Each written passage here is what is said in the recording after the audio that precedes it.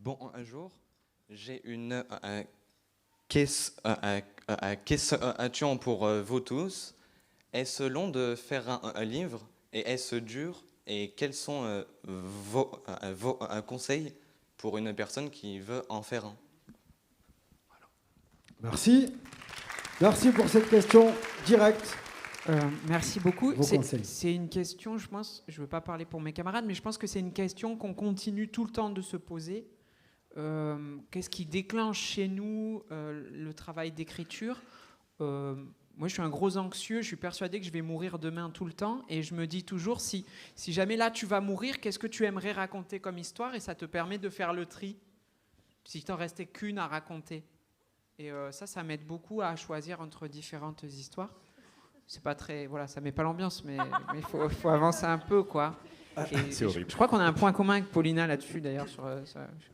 Mais je pense que, mais ça m'aide. Et accessoirement, Paulina et Maria, elles parlaient du sucre, etc. Moi, j'ai besoin de marcher beaucoup. Donc souvent, l'après-midi, je vais marcher. J'habite à Nice, donc je me promène dans Nice comme ça, sur les collines. Tout le monde me prend pour un cambrioleur, mais c'est pas grave. Et là, je réfléchis, et les idées que j'ai accumulées, je m'en resserre le lendemain matin pour écrire. Voilà. Mais je sais qu'il y a autant de réponses que d'artistes ici. Merci. D'autres réponses à cette question? Il y a Marguerite Yourcenar disait qu'il faut 40 ans pour écrire un livre. Et j'ai écrit le mien à 40 ans. J'ai commencé un peu après 40 ans. Et j'ai senti que, en tout cas pour cette histoire-là, précisément, que j'aurais jamais pu la cracher avant, quoi. Parce que souvent, j'ai l'impression que le travail que j'ai fait dans le manuscrit, je le compare à la manœuvre de Heimlich. Je ne sais pas si vous savez ça. C'est quand on s'étouffe avec un truc, un Lego, du sucre. Il faut appuyer sur la cage thoracique pour cracher le truc qui va nous faire mourir demain, Anthony. Et c'est un peu ce qui m'est arrivé avec le truc. C'est qu'une fois que j'ai commencé le manuscrit, en pensant que j'allais faire un film de cette histoire, une fois que j'ai commencé, ça n'a pas arrêté de dérouler. J'avais vraiment une nécessité. Il y avait une nécessité de raconter cette histoire. C'est comme ça que tous les jours, je me mettais à la table. J'avais besoin de la raconter. Et je ne marche pas, je fais du vélo. C'est à vélo souvent que j'arrive à Paris. Je n'ai pas la colline. Il n'y a pas les villas de Nice. Non, c'est la ville qui pue. Donc on est à vélo. Et c'est comme ça que ça vient. Et le café et beaucoup de sucre aussi, comme Paulina. Merci. Paris est une très belle ville, effectivement. Un peu. On n'est pas d'accord. Non? Allez-y.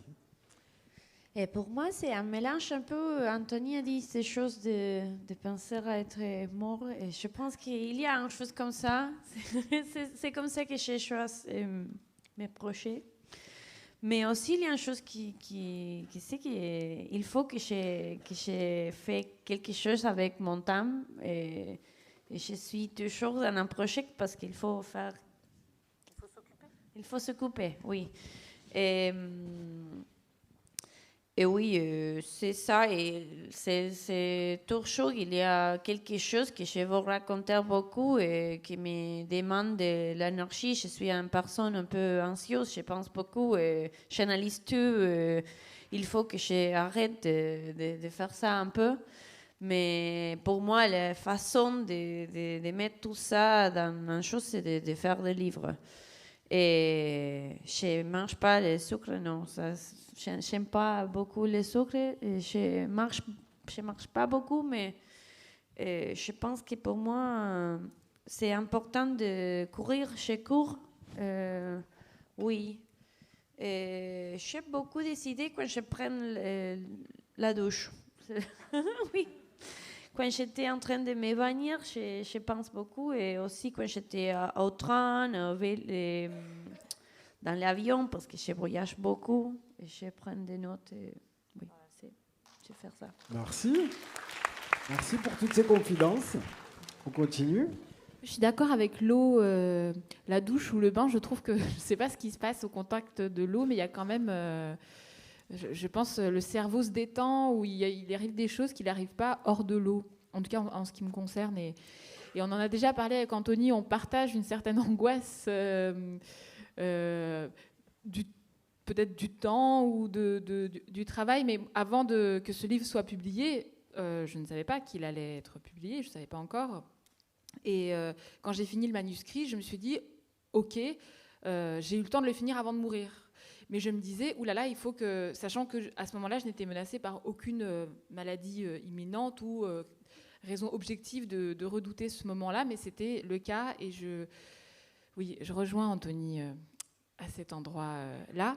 Et pour répondre à votre question sur l'écriture du livre, je crois que finalement, tout ce qu'on dit, ça rejoint un peu un endroit, c'est l'endroit du désir. Qu'est-ce qui nourrit votre désir d'écrire et c'est ce que vous avez de plus précieux, en fait. C'est qu'est-ce qui fait que... et ensuite, il faut le nourrir avec tout ce qui peut créer du désir chez vous. Alors, est-ce que c'est des lectures quel genre de lecture? Quels auteurs? Est-ce que c'est de regarder des films, écouter de la musique? Mais tout ce qui va pouvoir nourrir ce désir. Et peut-être aussi la frustration peut nourrir le désir parce que parce que Anthony, tu dis sur le fait de marcher et de n'écrire que le lendemain, c'est-à-dire qu'il y a un délai entre le moment où on pense à quelque chose qui nous fait envie et le moment où on l'écrit. Peut-être que ça aussi, c'est quelque chose qui nous pousse à l'action. Merci. Merci beaucoup. Alors la fabrication d'une BD est quelque chose c'est de l'endurance. Et il y a 2 phases en fait qu'il faut distinguer, c'est-à-dire qu'il y a une première phase où on travaille sur le projet tous les deux sans éditeur et on prépare une sorte de promesse qu'on va soumettre à des éditeurs qui vont vouloir s'engager avec nous. Donc là, avec Lucien, on a fait un dossier préparatoire et à partir du moment où ça a été accepté, on se retrouve un peu dans la merde. Parce qu'il faut le faire, le truc. Le truc qu'on a fantasmé, qu'on a imaginé, et on ne se rend pas compte en fait de l'ampleur aussi de la tâche. Nous, par exemple, avec Stéphane, on s'était dit, ouais, ça fera 150, 180 pages. Finalement, il y en a eu 266. Donc, il faut essayer de rendre ça un peu ludique aussi quand on est à 2. Moi, je fais beaucoup de métaphores sur le sport et j'étais footballeur par le passé. Et on est un peu coéquipiers dans cette aventure. Donc, il faut se serrer les coudes dans les moments difficiles. Il faut essayer d'avancer ensemble. C'est pas toujours facile. Et c'est encore plus difficile quand on est seul. Mais là, en étant 2, voilà, on se stimule. Et nous, ce qu'on a essayé de faire sur un projet comme ça au long cours, c'est de rendre ça ludique, c'est-à-dire de modifier de temps en temps la manière de travailler. Dans les informations que je pouvais transmettre à Stéphane, par exemple, parfois j'étais très directif, d'autres fois je lui laissais beaucoup de liberté parce qu'il en avait besoin. Et voilà, il faut essayer d'avancer comme ça, essayer de voir ce que l'autre souhaite, et essayer d'avoir, comme un couple en fait, essayer d'avancer et de faire en sorte qu'on arrive au bout. Et à la fin, en fait, c'est aussi très douloureux, je ne sais pas vous, mais le moment où on décide que c'est fini ou que ça va partir à l'impression, c'est un peu comme une petite mort. Mais on a quand même l'impression d'avoir vécu une expérience humaine forte avec des moments, je ne devrais pas le dire, mais d'ivresse aussi créative. Si, on va le dire, mais... Non, mais c'est une question, elle est super ta question, mais on pourrait faire 2 heures dessus sur la question, parce qu'il y a la partie de la création et qui en fait est propre à chacun dans le fait on se raconte. Donc comment on se raconte, il faut déjà se connaître. Moi personnellement, pour me connaître, je cherche à travers une multitude de choses, c'est-à-dire le cinéma, la littérature, la bande dessinée, la musique. Et à chaque fois qu'il y a quelque chose qui m'émeut, je me dis qu'il y a quelque chose là-dedans qui m'appartient un petit peu. Et donc je fais de la cuisine, en fait, un peu avec tout ça. Et je pense qu'un des conseils qu'on peut te donner, c'est aussi de surtout regarder et d'écouter des choses que tu n'aimes pas, parce que ça va t'aider à comprendre qui tu es.